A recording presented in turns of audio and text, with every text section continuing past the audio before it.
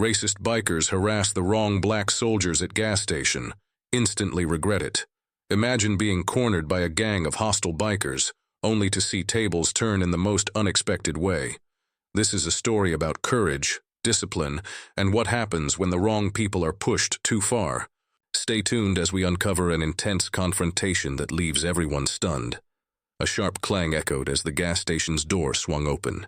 The metallic sound barely drowned out the raucous laughter of a group of leather-clad bikers who swaggered inside. Outside, a row of chrome-drenched motorcycles gleamed under the afternoon sun. The leader barked orders to his crew. "Load up, boys. Let's show these folks how it's done."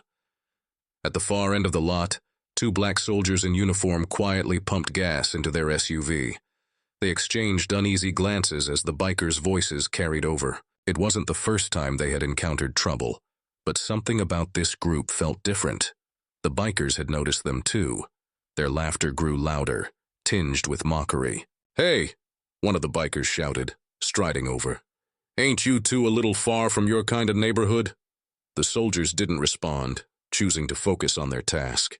The air grew tense. The leader of the bikers sneered, his voice dripping with disdain. "Oh, don't ignore us now. We're just trying to be friendly." He stepped closer, his shadow falling over the soldiers. The younger of the two soldiers, Private Marcus Johnson, clenched his jaw. His partner, Sergeant Darnell Hayes, a seasoned veteran, placed a calming hand on Marcus's shoulder. "Not worth it," Darnell muttered. But the bikers were intent on pushing boundaries. In a flash, the leader snatched the gas nozzle from Marcus's hand and threw it to the ground. Gasoline splattered everywhere. The bikers roared with laughter.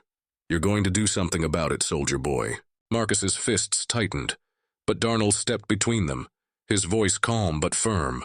"We're not looking for trouble.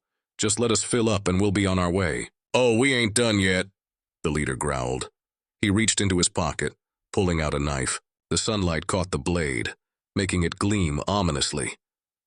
"You're going to learn some respect today." Darnell's hand instinctively went to his belt, where his service knife was sheathed. Marcus's heart pounded. The tension was at its breaking point. Then, it happened. The sudden roar of engines filled the air, drowning out everything. The bikers froze as three massive black SUVs pulled into the station, skidding to a halt. Doors flew open, and out stepped 6 more soldiers in full combat fatigues, their faces hard as stone. "Is there a problem here?" one of them barked, his voice authoritative and sharp. The bikers' confidence wavered, but the leader wasn't backing down yet. "This ain't your fight, boys." The soldier who had spoken stepped forward, his presence commanding. "You got 3 seconds to back off before you learn what real regret feels like." The bikers hesitated, looking between each other and their leader. The atmosphere was electric. Would they stand down, or were they foolish enough to escalate?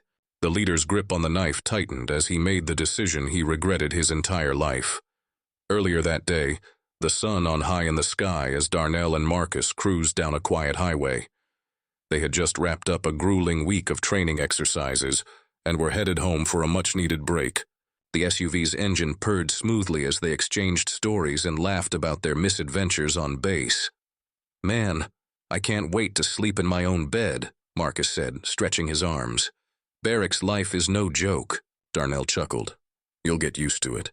Just think of it as part of the package." As they drove, they spotted a gas station up ahead.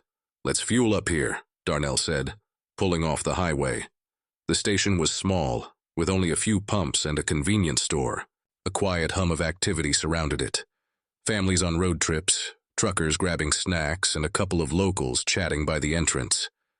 Everything seemed normal, until they noticed the group of bikers loitering near the pumps. Marcus shifted uncomfortably in his seat. "You think they're trouble?" Darnell shrugged. "Maybe. Just stay cool." They parked at the farthest pump and began refueling. For a while, nothing happened. The bikers were loud, but didn't seem to pay them much attention. Inside the store, the cashier, a middle-aged woman with kind eyes, nervously glanced at the bikers every few seconds. She'd seen them before, and their visits usually spelled trouble. "Anything else?"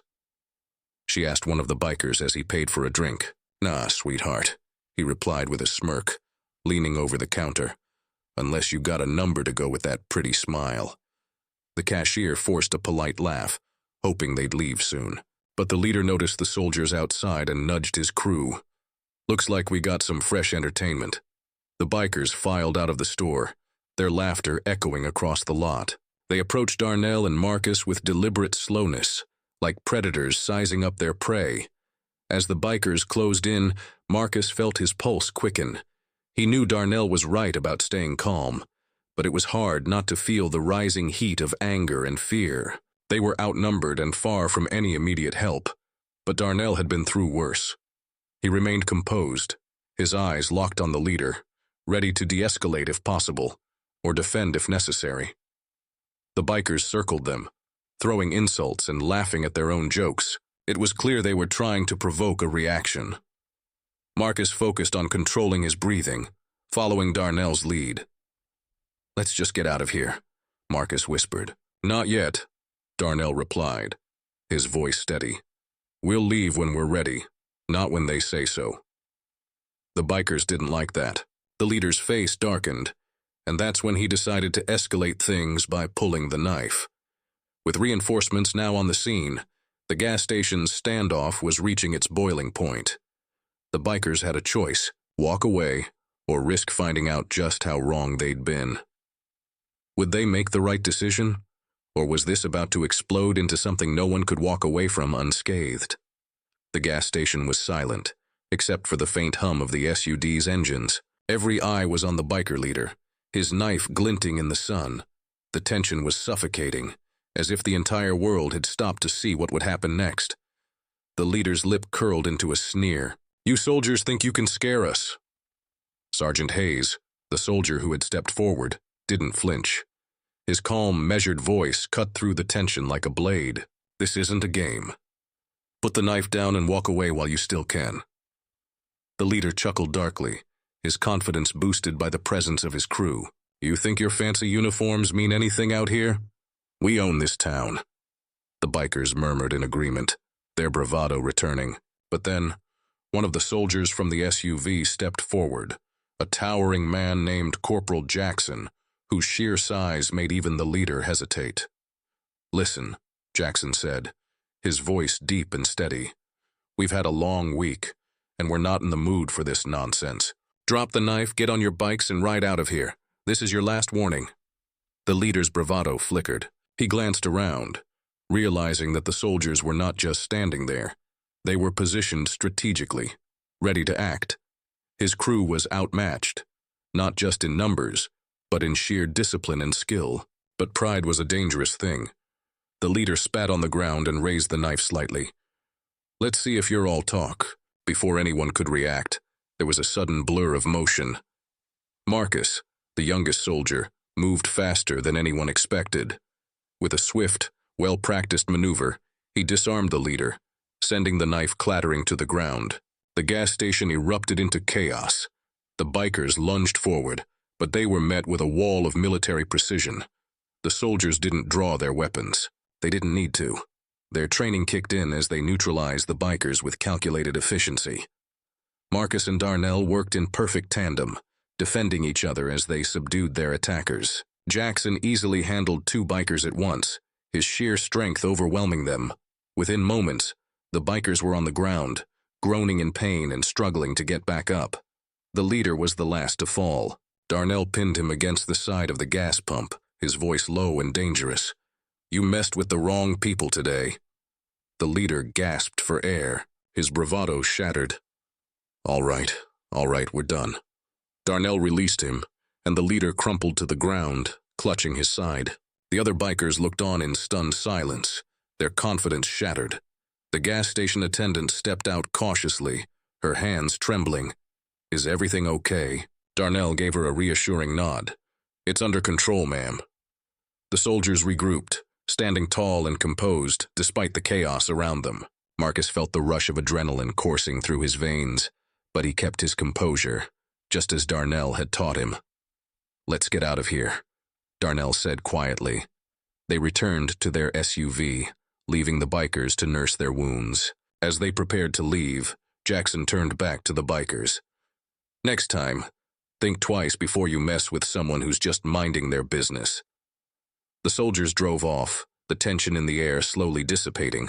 Inside the SUV, Marcus let out a long breath. That was intense, he said, his hand still gripping the steering wheel tightly. Darnell nodded. You did good, but remember, violence is a last resort. We were lucky things didn't get worse. Marcus understood, but he couldn't shake the feeling of satisfaction. For once, the bullies had been put in their place, but the story wasn't over. As the soldiers drove further down the highway, a pair of headlights appeared in their rearview mirror. The bikers weren't done yet. They were following, this time with reinforcements, several more motorcycles and a black pickup truck trailing behind. Marcus's eyes narrowed as he noticed the vehicles gaining on them. We've got company. Darnell glanced back, his expression hardening. Looks like they didn't learn their lesson. Jackson, sitting in the back seat, cracked his knuckles. If they want round two, we'll give it to them. The roar of the bikers' engines grew louder as they closed the distance. One of them pulled alongside the SUV, brandishing a crowbar and smashing it against the side of the vehicle. Darnold's voice was calm but firm. Buckle up. Things were about to get rough. The SUV swerved slightly as the crowbar struck the side, leaving a long scratch along the metallic surface. Marcus tightened his grip on the steering wheel, his knuckles turning white. The bikers were gaining confidence, their engines roaring like a pack of wolves closing in on their prey. Darnold's voice was steady, cutting through the chaos. Stay focused. We'd train for worse. Marcus nodded, his heart pounding. He adjusted his side mirror and saw the black pickup truck speeding up behind them. In the bed of the truck, two more bikers were standing, holding what looked like chains and mats. They got weapons, Marcus muttered, and they're not just here to scare us. Jackson leaned forward from the back seat, his massive frame filling the SUV. Time to even the playing field. Darnold's eyes flicked to Marcus. Stay calm, follow my lead, and don't lose control of the vehicle. Marcus nodded, his jaw set. He pressed down on the accelerator, the SUV surging forward. The bikers didn't back off. Instead, they pushed harder, determined to catch up. One of the bikers pulled alongside the passenger's side and swung his chain, aiming for the side mirror. Jackson rolled down the window just in time, catching the chain mid-swing. With a powerful yank, he pulled the biker off his motorcycle, sending him skidding across the asphalt. That's one down, Jackson said with a grim satisfaction. The biker behind him swerved to avoid the fallen rider, but the pickup truck wasn't deterred. It pulled up closer, and the driver leaned out of the window, a shotgun in his hands. They got a gun, Marcus shouted, his voice edged with panic. Darnell didn't hesitate. Marcus, stay ready to brake hard on my signal, Marcus nodded, gripping the wheel tighter. Darnell reached under his seat and pulled out a small case, opening it to reveal a flare gun. What are you going to do with that? Marcus asked, eyes darting between the road and the bikers. Send them a message, Darnell said, loading a flare. The pickup truck was now dangerously close, the shotgun aimed directly at the SUV's rear window. The driver smirked, confident he had them cornered. But before he could fire, Darnell leaned out of the window and fired the flare. The bright, fiery projectile hit the truck's hood, exploding in a burst of sparks. The driver swerved wildly, momentarily blinded by the sudden light. His shotgun went off, but the blast missed, shattering the windshield of an abandoned car on the side of the road. Now Marcus, Darnell shouted. Marcus slammed on the brakes, the SUV screeching to a sudden halt. The pickup truck, unable to stop in time, veered off the road, crashing into a ditch. The bikers behind it scattered, some losing control and toppling over. Jackson grinned. Looks like they're learning the hard way. But the leader of the bikers riding at the front wasn't giving up. He revved his engine and sped toward the SUV. His face twisted in rage. Darnell saw him coming and nodded to Marcus. Time to end this, Darnell said. Marcus shifted the SUV into reverse, slamming into the leader's bike just as he tried to pass. The force sent the motorcycle flying, the leader crashing hard onto the pavement. He rolled to a stop, groaning in pain as his bike lay in a twisted heap. The remaining bikers hesitated, their confidence shattered. One by one, they turned their bikes around and sped off, leaving their leader behind. Darnell stepped out of the SUV, his boots crunching against the gravel. He walked over to the fallen leader, who was struggling to sit up. "You had your chance to walk away," Darnell said, his voice low and cold. "Next time, think twice before you pick a fight you can't win." The leader glared at him, but said nothing, his pride too wounded to respond. Darnell turned and walked back to the SUV, where Marcus and Jackson were waiting. "We good?" Marcus asked, his adrenaline still pumping. Darnell nodded. "For now." The soldiers got back into the SUV and continued down the highway, leaving the chaos behind. The tension in the vehicle slowly began to ease, but the weight of what had just happened lingered. Marcus glanced at Darnell. "You think they'll come after us again?" Darnell shook his head. "Not after what just happened. They've had enough."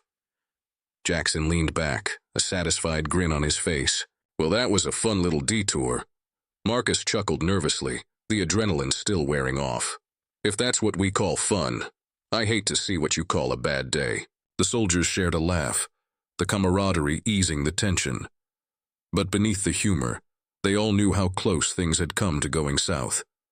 They drove in silence for a while, the hum of the engine the only sound. The sun was beginning to set, casting a warm orange glow over the landscape. It felt like they could finally breathe again, but the peace didn't last long. As they rounded a bend in the road, they were met with an unexpected sight, a roadblock made of motorcycles, with several bikers standing in the middle of the highway. At the center of the group stood a man in a different leather jacket, his arms crossed and a menacing grin on his face. It was clear that the bikers had called in reinforcements. "What now?" Marcus asked, his voice tense. Darnell's eyes narrowed. "Looks like they weren't done after all." Jackson cracked his knuckles again. "Guess it's time for round 3. The line of motorcycles stretched across the road, blocking any chance of passing through. The setting sun cast long shadows, making the figures of the bikers look even more imposing. At the center of the blockade stood a man unlike the others. His leather jacket bore insignias that marked him as someone in charge, a leader of the larger biker network. He raised a hand, signaling his crew to stay put as the soldiers' SUV slowed to a stop a few yards away. His grin was cold, calculating. Unlike the brashness of the first leader, this man carried himself with a dangerous confidence. "Looks like you boys wandered into the wrong part of town," he called out, his voice carrying over the quiet hum of engines. Inside the SUV, Marcus gripped the steering wheel tightly. "What do we do, Sarge?" Darnell studied the scene, his sharp eyes scanning for any weaknesses in the bikers' formation. "We've got no choice but to deal with this head-on. These guys aren't just here to scare us. They want to finish what their friend started." Jackson, seated in the back, let out a low chuckle. "Then, let's give them a fight they won't forget." Darnell nodded, his face set. "All right, Marcus on my signal. Floor it." "Jackson, you're on suppression. Let's show them what teamwork looks like." Marcus took a deep breath, his heart pounding as he prepared for what was about to happen. The SUV's engine rumbled, a subtle warning to the bikers ahead. 3, Darnell began, his voice calm but firm. 2, 1, go. Marcus slammed his foot on the accelerator, and the SUV surged forward. The bikers didn't expect such a bold move. The lead rider tried to jump out of the way, but the SUV plowed through the makeshift roadblock, sending motorcycles scattering like dominoes. Chaos erupted. The bikers scrambled to recover, some diving for cover while others tried to mount their bikes to pursue. Jackson leaned out of the back window, wielding a tactical bait he had grabbed from the SUV's gear compartment. He swung at the bikers who got too close, knocking them off balance and giving Marcus the space he needed to maneuver.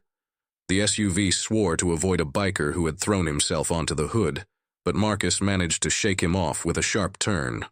The biker tumbled to the side of the road, groaning as he hit the ground. Behind them, the remaining bikers regrouped quickly.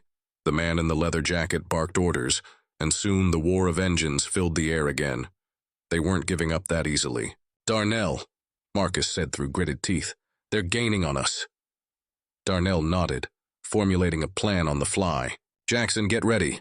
We're taking this fight to them." Marcus swerved onto a narrow side road, leading the chase into a more confined area, surrounded by thick woods. The bikers followed closely, their headlights cutting through the growing darkness. Darnell reached into the glove compartment and pulled out a small EMP device, a tool designed for field operations. This should even the odds. He handed it to Jackson, who grinned. "You're full of surprises." Sarge Jackson waited for the right moment, then leaned out of the window again as the bikers closed in. He activated the MP and threw it toward the lead motorcycle. The device emitted a burst of energy, and the biker's engine sputtered and died, sending him skidding to a halt. The bikers behind him swerved to avoid a pileup, their formation breaking apart. It bought the soldiers precious seconds, but the man in the leather jacket was still in pursuit, his bike roaring with unrelenting fury. The narrow road opened up into a clearing, and Marcus saw an opportunity. "There's a bridge up ahead. If we can get across, we can cut them off." Darnell nodded. "Good, take it, I'll be ready. They're not going to let us go that easily." As the SUV neared the bridge, the man in the leather jacket pulled out a handgun. He aimed at the back tires, firing off a few shots. One of them hit its mark, and the SUV lurched as the tire blew out. "Hang on!" Marcus shouted, struggling to keep control of the vehicle. The SUV skidded onto the bridge, sparks flying as the rim scraped against the asphalt. Marcus managed to stabilize the vehicle, but their speed was drastically reduced. The bikers seized the advantage, surrounding the SUV on the bridge. The man in the leather jacket pulled up alongside them, his gun aimed directly at Marcus, through the driver's window. "You're done," he sneered. But Darnell wasn't about to let it end like this. With lightning-fast reflexes, Darnell grabbed the handgun he had stowed earlier and fired a single shot, shattering the biker leader's front tire. The man lost control of his bike, which veered wildly before slamming into the bridge railing. The impact sent him flying over the edge. Everyone froze as the sound of metal scraping against concrete echoed, followed by the distant splash of water below. The remaining bikers stared in shock, their leader gone. Darnell's voice cut through the silence. "Anyone else want to try their luck?" For a moment, everything was still. The only sounds were the faint hum of the SUV's damaged engine and the distant rush of the river below. The remaining bikers exchanged nervous glances, their bravado fading. Their leader was gone, and now they faced a group of highly trained soldiers who clearly weren't afraid to fight back. One of the bikers, younger and less battle-hardened, muttered under his breath, "We should get out of here." But an older, grizzled biker with a scar running down his face growled, "Not yet." He revved his engine, signaling for the others to stay in formation. They'd got nowhere to run. Inside the SUV, Marcus's hands shook on the steering wheel. "Sarge, that bridge isn't going to hold much longer with all this weight." Darnell glanced at the crumbling edges of the old bridge. He knew Marcus was right. "All right," he said, his voice calmed despite the tension. "We'll give them one last chance to back off. If they don't take it, we finish this." Jackson nodded, cracking his knuckles. "Let's hope they're smarter than they look." Darnell stepped halfway out of the SUV, raising his hands to show he wasn't holding a weapon. Yet, his voice boomed across the bridge. "This is your final warning. Turn around and ride away or you'll regret it." The grizzled biker spat on the ground. "You think you can scare us? You're out of your lead, soldier." Darnell's eyes narrowed. "Suit yourself." He ducked back into the SUV. "Marcus, get ready to push this vehicle to its limit. Jackson, we'll need cover fire." The bikers, emboldened by their leader's defiance, began to close in again, revving their engines and brandishing weapons. One of them pulled out a Molotov cocktail, lighting the rag with a flick of his lighter. "Here we go," Bernal muttered. The biker hurled the Molotov toward the SUV, aiming for the hood. But Jackson, quick as ever, leaned out of the window and used his baton to bat the flaming bottle back. It shattered on the bridge, creating a wall of fire between the bikers and the soldiers. "Nice shot," Marcus said, his voice tense but impressed. "Thanks," Jackson replied. "Now, let's get out of here." Marcus slammed the accelerator, and the SUV lurched forward despite the blown tire. The bridge groaned under the strain, cracks spiderwebbing across its surface. The bikers hesitated for a moment, unsure whether to follow. But the grizzled leader wasn't ready to give up. After them, he whirred, leading the charge through the flames. The chase was on again, this time more dangerous than ever. The narrow, winding road on the other side of the bridge offered little room for error. Marcus expertly navigated the treacherous path. The bikers were relentless, their engines roaring like thunder behind them. One biker managed to pull up alongside the SUV, swinging a crowbar at the passenger window. Jackson braced himself and caught the crowbar mid-swing, yanking it out of the biker's hands. With a swift motion, he tossed it back, sending the biker tumbling off his bike. Another biker tried to ram the SUV from behind, but Marcus anticipated the move. He tapped the brakes just enough to disrupt the biker's momentum, causing him to crash into the side of the road. "They're not giving up," Marcus said through gritted teeth. "How much longer? Can we keep this up?" "Not much," Darnell admitted. "We need to find a way to end this." Just ahead, the road curved sharply, leading to a narrow pass surrounded by rocky cliffs. Darnell's mind raced. He knew the terrain could work to their advantage if they played it right. "Marcus, take the pass," he said. "Jackson, get ready to block the road behind us." Jackson grinned. On it. The SUV sped into the pass, the bikers hot on their trail. As soon as they were through the narrowest point, Jackson leaned out of the window and used the crowbar he had confiscated earlier to knock loose a large pile of rocks. The debris tumbled down, creating an impassable barrier. The bikers skidded to a stop, cursing as they realized they were trapped. Their leader, still on his bike, glared at the soldiers as they disappeared down the road. "This is an over game." The soldiers drove in silence for a while, the tension in the SUV finally easing. Marcus let out a long breath, his hands still trembling from the adrenaline. "Man," he said, "I thought we were done for back there." Darnell nodded. "You handled yourself well." "Both of you did." Jackson leaned back, stretching his arms. "I'll admit, that was one of the more exciting rides up and on." They shared a brief laugh, the camaraderie helping to lighten the mood. But Darnell knew better than to let his guard down completely. "They'll regroup," he said. "We bought ourselves some time. But this isn't over." Marcus frowned. "What do we do now?"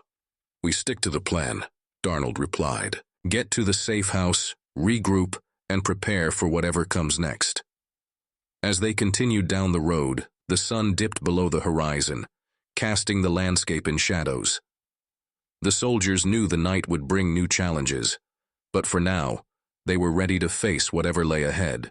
Just as they thought they were in the clear, Marcus noticed something in the distance. A pair of headlights appeared on the horizon, moving fast. "Up, guys," he said, his voice tense. "We got another problem." The lights multiplied, revealing a convoy of vehicles, trucks, and motorcycles, closing in from both directions. Darnell's expression hardened. "Looks like they called in reinforcements."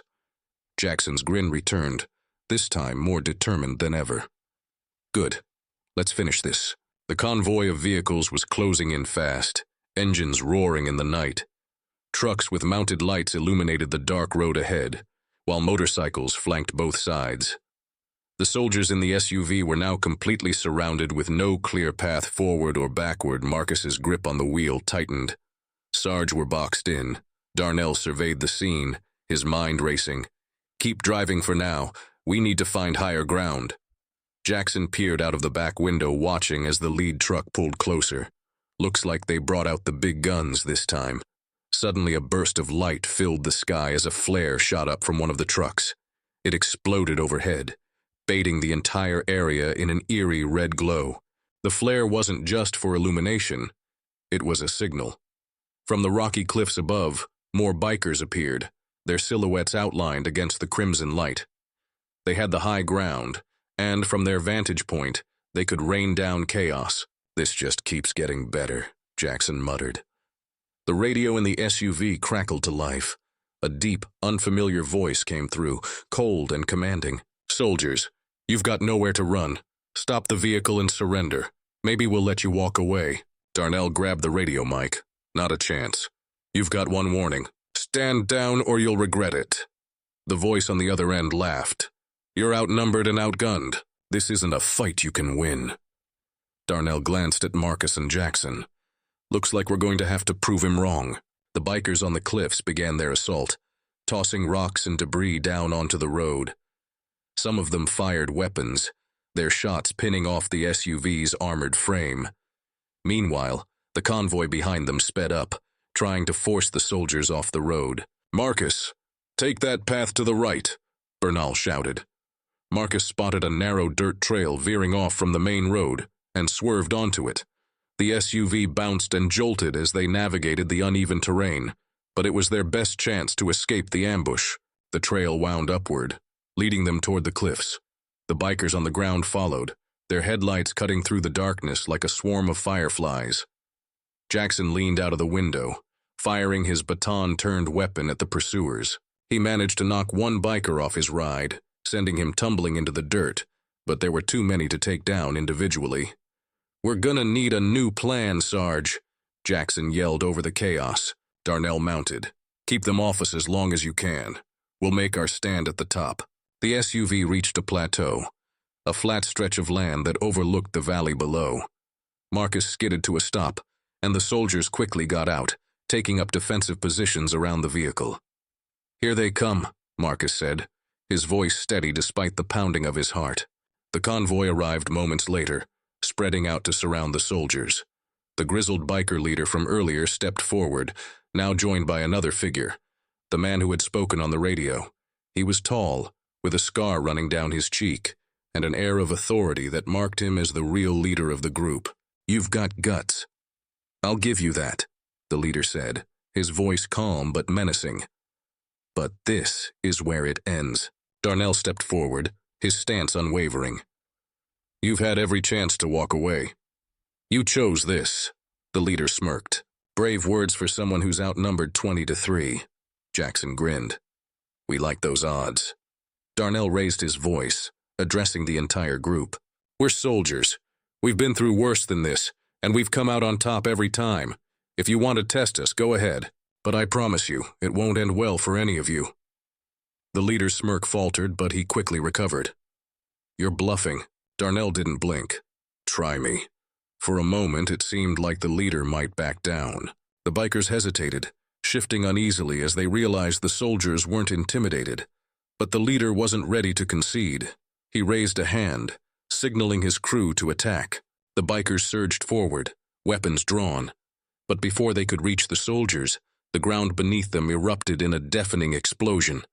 A cloud of dust and debris filled the air, scattering the bikers and forcing them to retreat. When the dust settled, the soldiers stood firm, their positions unshaken. Darnell held a detonator in his hand, his expression steely.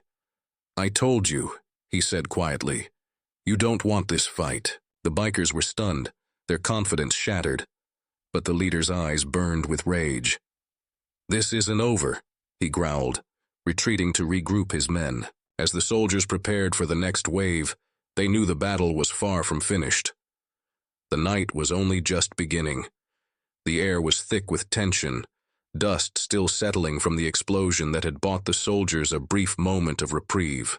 The bikers regrouped on the far side of the plateau, shaken but not deterred. Their leader, scar-faced and seething, arced orders, rallying his crew. "Spread out. We're not leaving until they're buried." The bikers complied, splitting into smaller groups to encircle the soldiers. The plateau's high vantage point gave the soldiers a temporary advantage, but Darnold knew it wouldn't last. The bikers were resourceful and relentless. Jackson leaned against the SUV, catching his breath. Well, that got their attention. Marcus checked his sidearm, his hand still steady despite the chaos. "What's the plan, Sarge?" Darnold's mind worked quickly. They had limited resources and were heavily outnumbered. Their only chance was to use the terrain in their training to outmaneuver the bikers.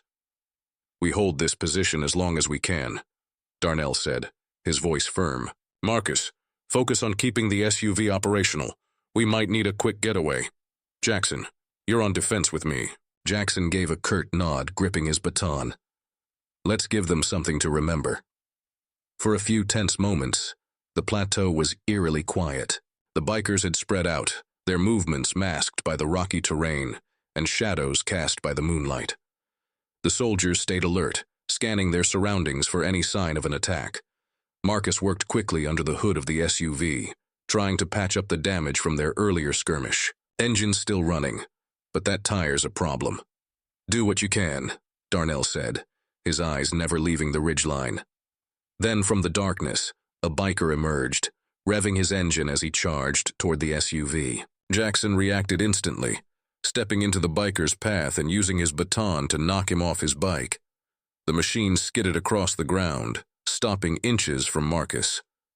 "Thanks for the assist," Marcus said, wiping sweat from his brow. "Any time," Jackson replied, pulling the downed biker's weapon and tossing it aside. But that was only the beginning.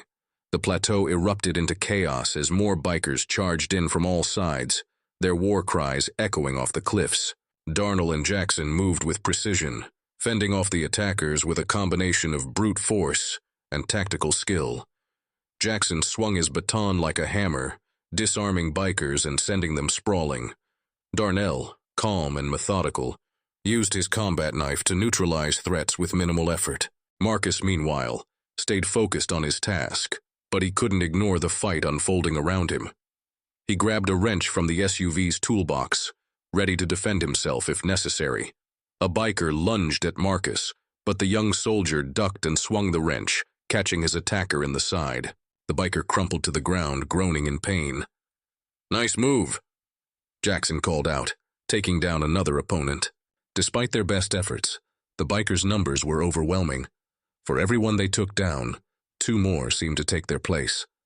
The soldiers were holding their own, but it was clear they couldn't keep this up forever. Darnell knew they needed to change tactics. "Fall back to the SUV!" he shouted. The soldiers retreated, regrouping around their vehicle. The bikers pressed in, sensing an opportunity to overwhelm their foes. As the soldiers prepared to make their final stand, the sound of distant sirens suddenly pierced the night. The bikers froze, their confidence wavering. They hadn't anticipated law enforcement getting involved. Darnell seized the moment. "You hear that?" he called out to the bikers. "That's your cue to leave." The leader stepped forward, his face twisted with rage. "This isn't over," and he growled. "We'll be back." With a reluctant nod, he signaled his crew to retreat. The bikers mounted their bikes and sped off into the night, their engines fading into the distance. The soldiers watched them go, their adrenaline slowly subsiding. The sirens grew louder, and soon a pair of police cars pulled up to the plateau. The officers stepped out, their weapons drawn, but instead of offering assistance, they pointed their guns at the soldiers. "Step away from the vehicle," one of the officers barked. Marcus's eyes widened in disbelief. "What's going on?" Darnell raised his hand slowly, his expression unreadable. "We're not your enemies." The lead officer's face was stern. "We'll see about that. You got some explaining to do." The flashing red and blue lights painted the rocky plateau in sharp contrasts. The tension, which had barely subsided after the bikers retreated, spiked once more. The officers' guns remained trained on the soldiers, their faces unreadable. Marcus exchanged a quick glance with Darnell. "What's this about?" he asked, his voice cautious. Darnell kept his hands raised, his movements calm and deliberate. "We're U.S. soldiers, not criminals. We were defending ourselves." The lead officer, a middle-aged man with a hard-lined face and a nameplate that read Morris, stepped closer. "We got reports of a disturbance involving weapons, explosions, and injuries. Care to explain?" Darnell nodded. "We were ambushed by a biker gang. They attacked us first. Check the scene. You'll see we were acting in self-defense. Officer Morris didn't lower his weapon. That might be true, but right now, all I see are 3 heavily armed individuals and a lot of wreckage." Jackson, leaning casually against the SUV despite the guns pointed at him, smirk. "Heavily armed. All we've got is this baton and a flare gun." Morris didn't appreciate the humor. "Save the jokes. Hands where I can see them." Darnell motioned for Marcus and Jackson to comply. Slowly, they raised their hands. "Look," Darnell said, "we'll cooperate, but you're wasting time. The real criminals are getting away." Morris signaled to his partner, a younger officer named Reed, who approached cautiously and began inspecting the SUV. The air was thick with tension as Reed circled the vehicle, his flashlight scanning for weapons or contraband. "This your ride?" Reed asked. Marcus nodded. "Yes, sir, military issue." Reed narrowed his eyes. "Mind explaining why there's a blown tire? Scratches all over and what looks like bullet holes." "Because we've been under attack for the past hour," Marcus replied, his frustration barely contained. "Like we said, check the area. You'll find pieces of their bikes all over the place. Reed hesitated, then looked to Morris. He's not wrong. There's debris everywhere. Morris lowered his weapon slightly but kept his guard up. All right, let's say your story checks out. We'll still need to take statements. And until then, you're staying right here. Darnell nodded. Fair enough. But while we're talking, you might want to send a unit after those bikers. They're armed and dangerous. Morris glanced at Reed, then sighed. Reed, call it in. Get a couple of units to sweep the area. Reed nodded and walked back to the patrol car to radio for backup. With the immediate threat of arrests subsiding, the soldiers lowered their hands, but stayed where they were. Morris kept his distance, still wary, but willing to listen. Start from the beginning, Morris said. What led to this mess? Darnell explained the events of the day, from the gas station confrontation to the high-speed chase and the ambush on the plateau. He recounted how the bikers had escalated the situation, forcing the soldiers to defend themselves. Morris listened carefully, his expression unreadable. When Darnell finished, he nodded slowly. That's quite a story. That ain't proof. Jackson gestured to the wreckage scattered across the plateau. Plenty of it right here. And if you check the bridge a few miles back, you'll find more. Morris rubbed his chin, considering their words. We'll verify everything. If it checks out, you'll be free to go. But if anything doesn't add up, Darnold let his gaze steadily. It will. Before Morris could respond, Reed returned from the patrol car. Backup's on the way. I also ran a quick check on their plates. Vehicles registered to the military. Morris nodded, his stance softening slightly. All right, you're not under arrest, but you're still not off the hook. Stay here until we sort this out. The soldiers leaned against the SUV, catching their breath as they waited for backup to arrive. The tension eased slightly, but the night's events were far from over. Jackson glanced at Darnell. Think they'll actually catch those bikers? Darnell shrugged. Depends on how far they got. They know the terrain better than we do. Marcus, still standing near the hood of the SUV, frowned. I just hope they don't circle back. Morris overheard and walked over. You think they'll come after you again? They'd done it twice already, Darnell replied. Wouldn't surprise me. Morris's eyes narrowed. If that's true, we need to stay on high alert. Just as the words left Morris's mouth, the distant sound of engines echoed through the night. Everyone froze, their eyes scanning the darkness. Marcus's heart sank. They're coming back. The rumble grew louder, and soon headlights appeared on the horizon. This time it wasn't just bikes. It was another convoy, larger than before and moving fast. Morris cursed under his breath. Everyone, take cover. The soldiers and officers scrambled behind the SUV as the convoy closed in, their engines roaring like thunder. The bikers weren't done yet, and this time they were coming in full force. The war of engines grew louder, echoing through the rocky plateau. The approaching convoy wasn't just intimidating, it was overwhelming. Headlights pierced the darkness, cutting through the dust kicked up by the advancing bikers. This time, they were better prepared, and they were out for blood. Darnell crouched behind the SUV, quickly assessing their options. They're coming in hard, he muttered. We're gonna need a plan. Marcus peeked over the hood, his eyes wide. Looks like twice as many as before. Jackson grinned, his confidence unwavering. Good. Mortis and packing. Officer Morris crouched beside them with his service pistol drawn. Shot Jackson where he glanced. You guys sure about this? These bikers don't seem like they're backing down. Darnell's thumb was calm, but his words carried weight. We don't have a choice. If they break through here, they won't stop until someone's seriously hurt, or worse. Morris nodded, his jaw tightening. All right, let's hold the line. The convoy split into two groups. One group charged directly toward the SUV, while the other circled wide, attempting to flank the soldiers and officers from both sides. The bikers' engines roared like a tidal wave, their headlights blinding the darkness. Here they come! Marcus shouted. The first wave of bikers closed in, weapons raised. One of them swung a chain at the front of the SUV, aiming to break through their cover. Jackson reacted instantly, swinging his baton with precision. The chain wrapped around the baton, and Jackson yanked hard, pulling the biker off his motorcycle. That's one down, Jackson said, tossing the chain aside. Darnell focused on the flankers, who were moving fast along the ridge. He grabbed the flared gun from the SUV and fired a shot toward the rocky outcrop. The bright red flare exploded in midair, illuminating the area and forcing the bikers to slow down. "Marcus, focus on the front," Darnell ordered. "Jackson, keep those flankers in check." Marcus pulled out his wrench again, ready to defend the SUV. One of the bikers lunged toward him with a crowbar, but Marcus ducked and countered with a swift swing, knocking the biker to the ground.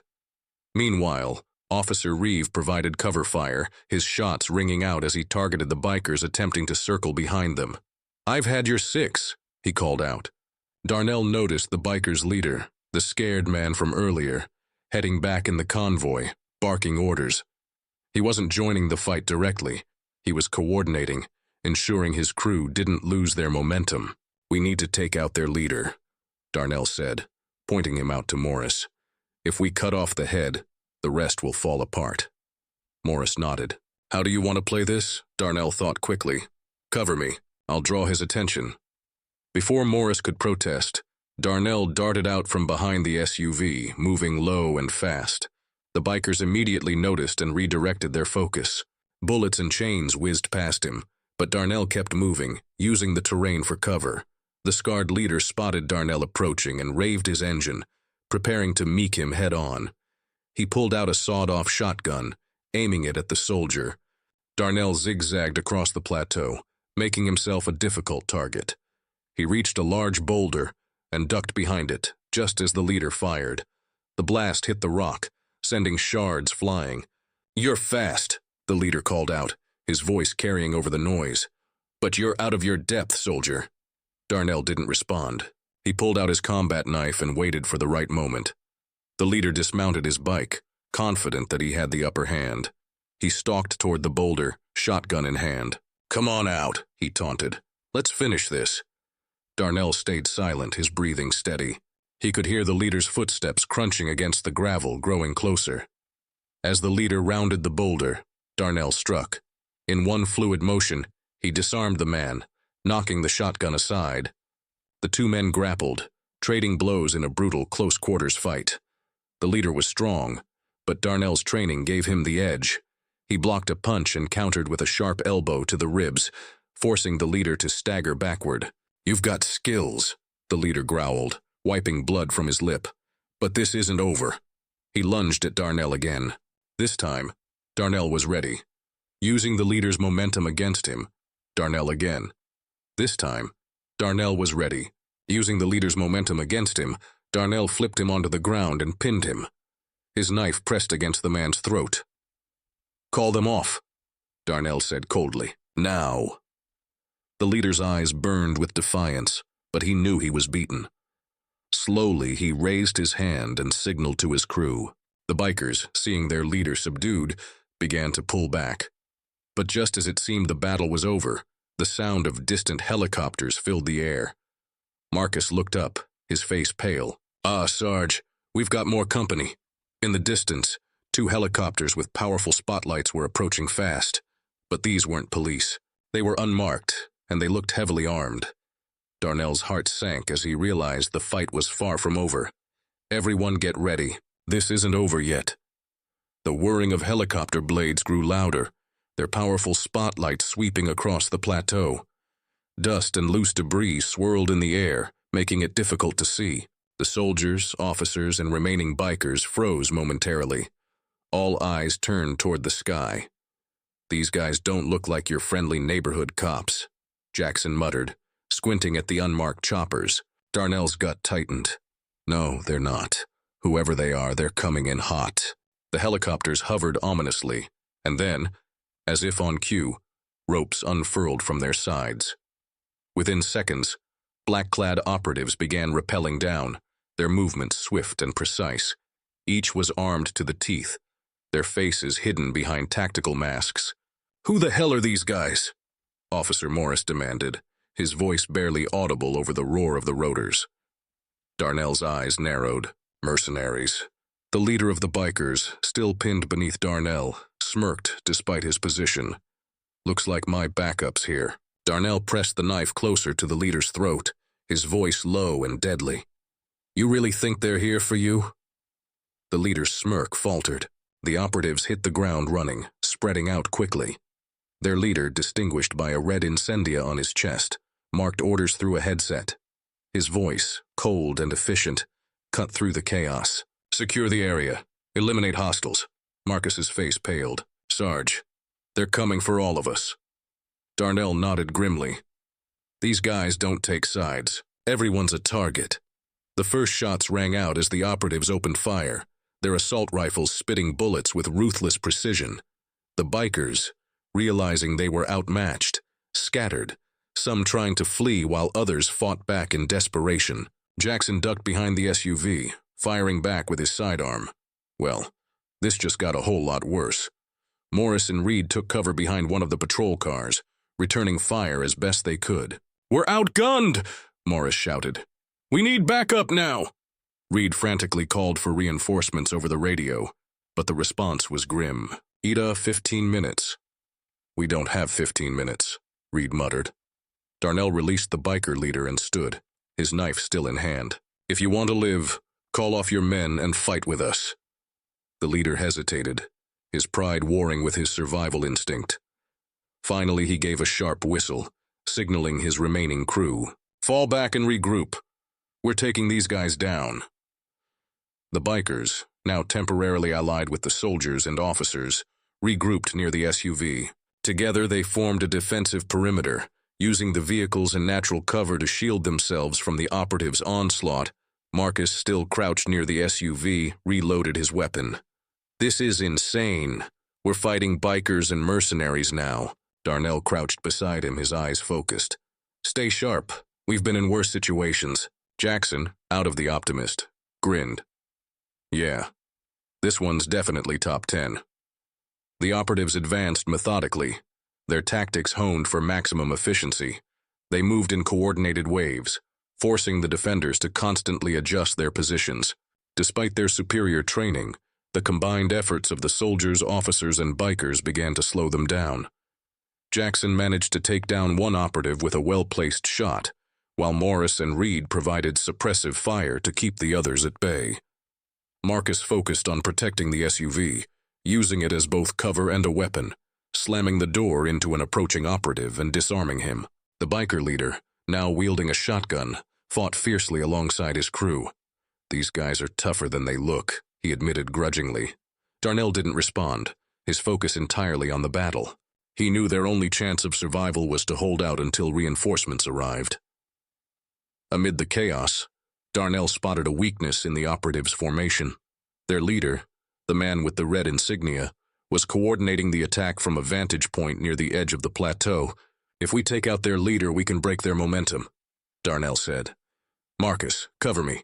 Jackson, you're with me." Marcus nodded, providing cover fire as Darnell and Jackson moved toward the operatives' leader. The duo advanced quickly, using the terrain to their advantage. Bullets whizzed past them, but their training kept them focused. As they closed the distance, the operatives' leader noticed them and raised his rifle. Darnell anticipated the move, throwing his knife with pinpoint accuracy. The blade struck the rifle, knocking it from the leader's hands. Jackson followed up, tackling the leader to the ground. The two men grappled, but Jackson's strength gave him the upper hand. He pinned the leader, his baton raised. "Got him!" Jackson shouted. Before Jackson could land the final blow, a deafening explosion rocked the plateau. One of the helicopters, now hovering lower, had launched a missile straight at the SUV. The blast sent everyone flying, to Bryce raining down like Shredell. The SUV was engulfed in flames, its remains smoldering in the night. Darnell coughed, struggling to his feet as the dust settled. "Status check," he called out. But before anyone could respond, the operatives regrouped, their leader now free and armed again. The battle was far from over, and their situation had just gone from bad to worse. Over the line, Darnell shouted, preparing for the next wave. The plateau was a war zone. Flames flickered in the remains of the SUV, casting ominous shadows across the rocky terrain. The operatives regrouped swiftly, their leader barking orders as they moved to encircle the defenders once again. Despite the chaos, Darnell's voice remained steady as he issued commands. Marcus Jackson. Regroup. Morris Reed. Status. Officer Morris coughed, his voice strained but steady. We're here. Took some shrapnel, but we're still in the fight. Reed, blood trickling from a cut on his forehead, gave a thumbs up. Back up still. 10 minutes out. That's if they even make it, Marcus muttered, his eyes on the advancing operatives. These guys mean business. Darnell's gaze hardened. Then we give them everything we've got. With their vehicle destroyed and no reinforcements in sight, Darnell knew they needed to think fast. The operatives were moving in a pincer formation, aiming to box them in completely.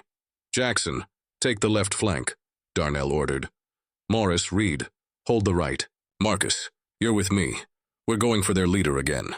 The biker leader, still catching his breath, interjected. What on us? Darnott glanced at him. You want to survive? Cover our six and keep those operatives off our backs. The biker leader nodded reluctantly. You heard him, boys. Let's keep these mercs busy. The makeshift alliance held their ground, each group playing their part. Jackson moved like a force of nature, taking down operatives with precision strikes.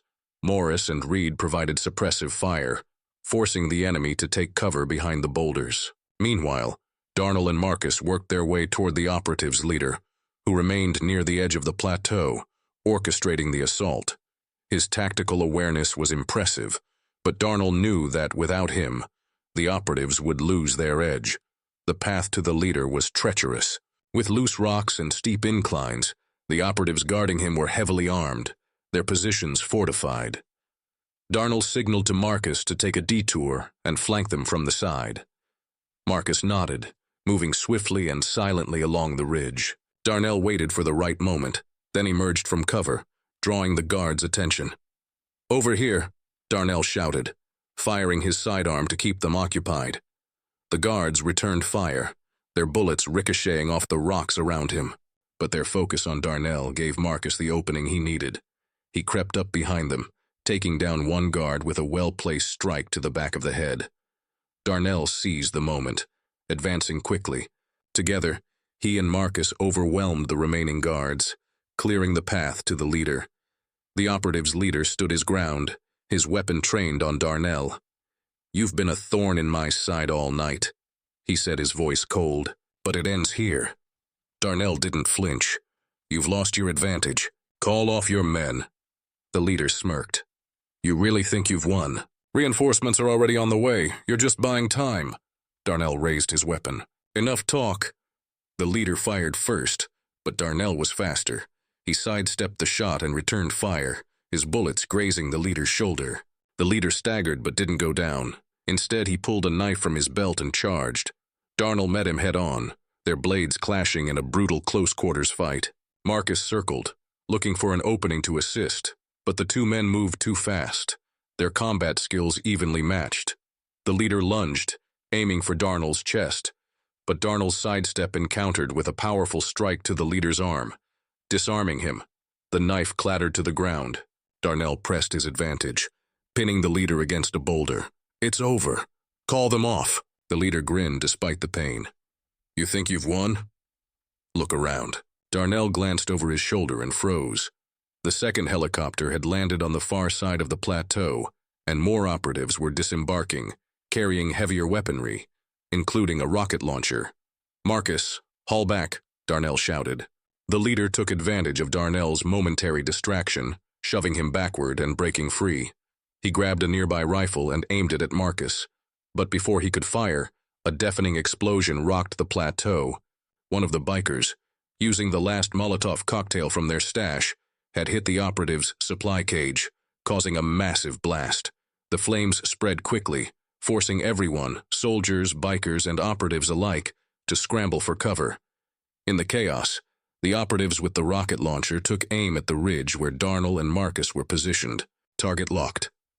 One of them said, "Fire." The rocket screamed toward them, leaving a trail of smoke. Darnell grabbed Marcus, shoving him out of the way just as the missile hit. The explosion sent a shockwave through the plateau, and the ridge collapsed, sending both soldiers tumbling toward the edge. As the dust settled, the others could only watch in horror. "Darnell Marcus!" Jackson shouted, running toward the rubble, but there was no sign of them.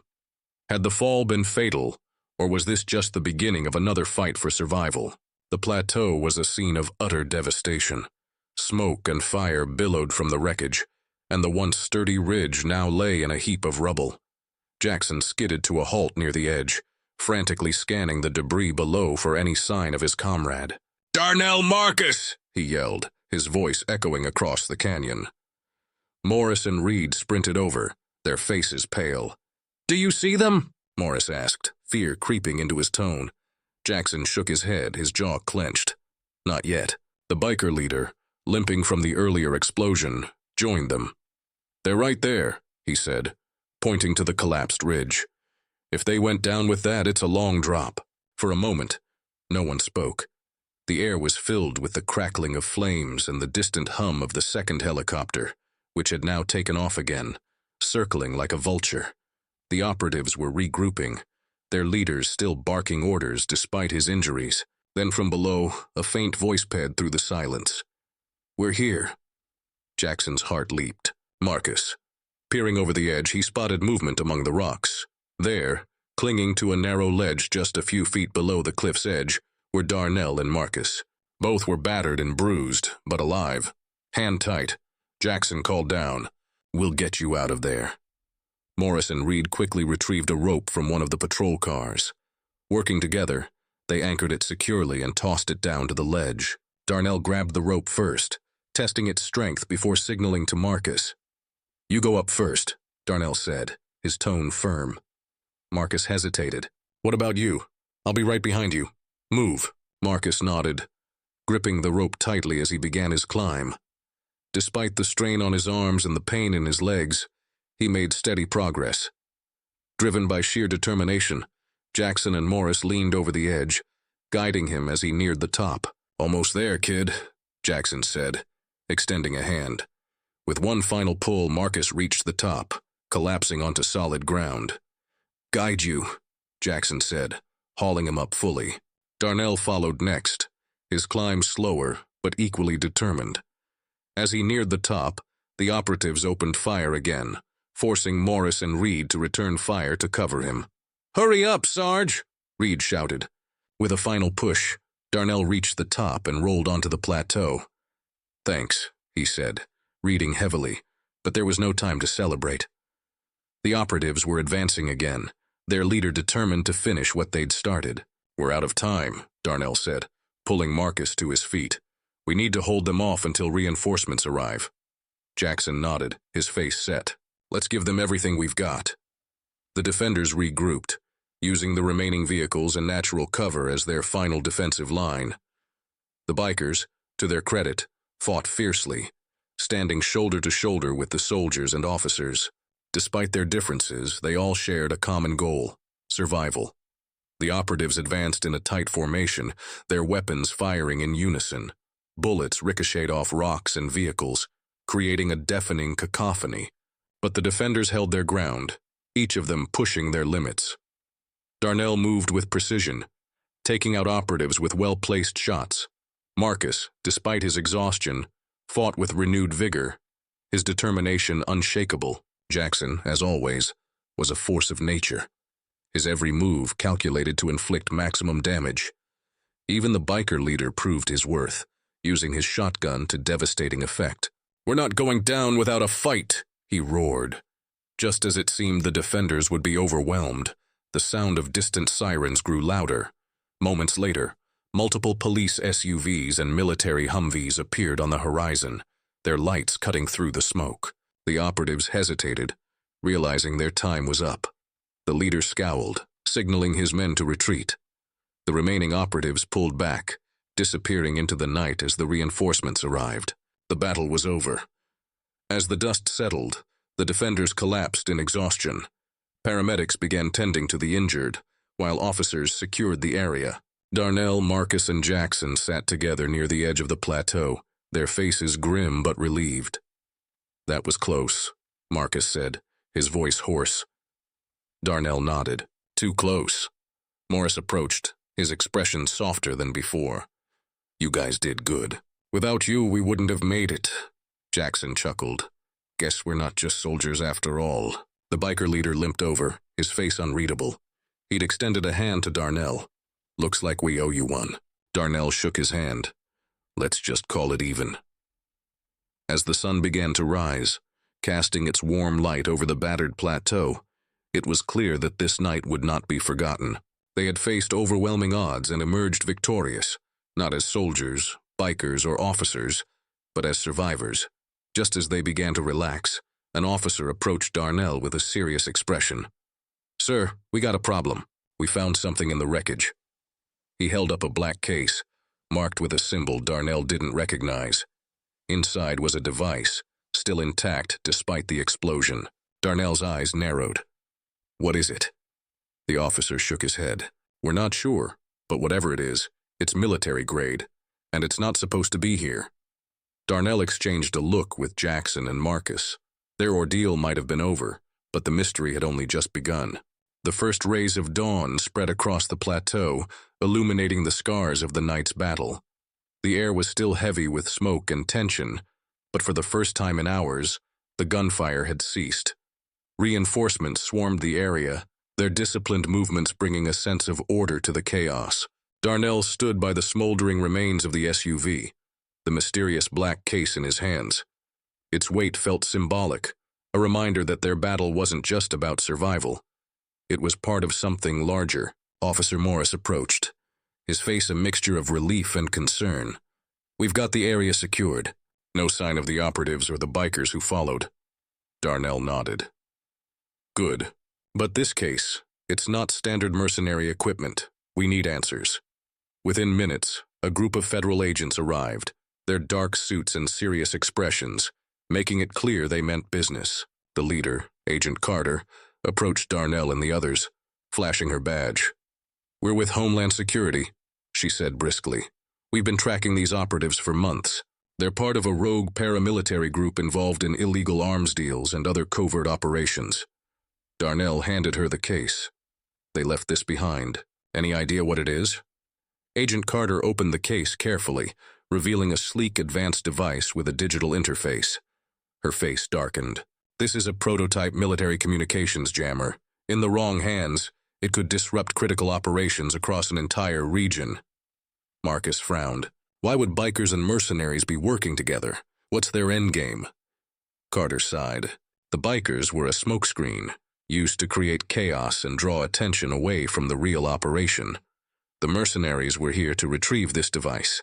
But thanks to you, they failed. As the cleanup continued, news came in over the radio. Several of the mercenaries and road bikers had been apprehended by local authorities. The scar-faced biker leader, along with the mercenary commander, was among those captured. "They'll be facing a long list of charges," Carter said. "And trust me, they won't see daylight for a very long time." The biker leader, defiant even in cuffs, sneered as he was led away. "You think you've won. This isn't over." Jackson smirked, leaning against a patrol car. "Oh, it's over for you, pal.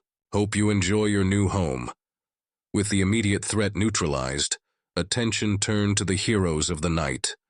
The soldiers, officers, and even the bikers who had fought together were commended for their bravery. Officer Morris shook Darnell's hand. "I must judge you guys. Without your training and leadership, we wouldn't have made it." Darnell gave a small smile. "Just doing our duty." Agent Carter stepped forward, addressing the group. "What you all did here tonight saved lives and prevented a major security breach. You'll be formally recognized for your actions." She handed Darnell a sealed envelope. "Your commanding officer will want to see this. It's not everyday civilians and soldiers work together to take down a rogue operation." The biker leader, now free from his past alliances, approached Darnell. "We don't exactly do medals, but he handed over a patched leather vest. Consider this our thanks." Darnell accepted the vest with a nod. "Let's hope you use your second chance wisely." The biker leader smirked. "You got my word." As the sun climbed higher, the soldiers prepared to leave. They were tired, bruised, but alive. Marcus looked out over the plateau, now buzzing with activity. "We made it," he said quietly. Darnell clapped a hand on his shoulder. "And we'll keep making it, one battle at a time." Jackson, ever the optimist, grinned. "Let's just hope the next one involves less fire and fewer explosions." The trio shared a laugh, their bond stronger than ever. Back at their base, Darnell, Marcus, and Jackson stood before their commanding officer, who reviewed the report from Homeland Security. After a long pause, he looked up, a rare smile on his face. "You've done the Army proud. Your quick thinking and courage turned a dangerous situation into a victory. You'll each receive commendations, and your actions will be noted in your service records." As they saluted, Darnell felt a sense of closure. The battle had been won, justice served, and their sacrifices recognized. Later, as they sat together in the mess hall, Jackson raised his glass, "To the craziest night of our lives, and to surviving it." Marcus and Darnell raised theirs, a quiet pride in their eyes. The fight was over, but the lessons in camaraderie would stay with them forever. And somewhere far from the chaos of that night, the sun rose on a new day. One where heroes had triumphed, and villains had met their end. This story reminds us that underestimating someone based on appearances can lead to unexpected consequences. It's about standing strong, the power of teamwork, and the values of respect and restraint. If you found this story inspiring, don't forget to like, share, and subscribe to stay updated with more stories like this.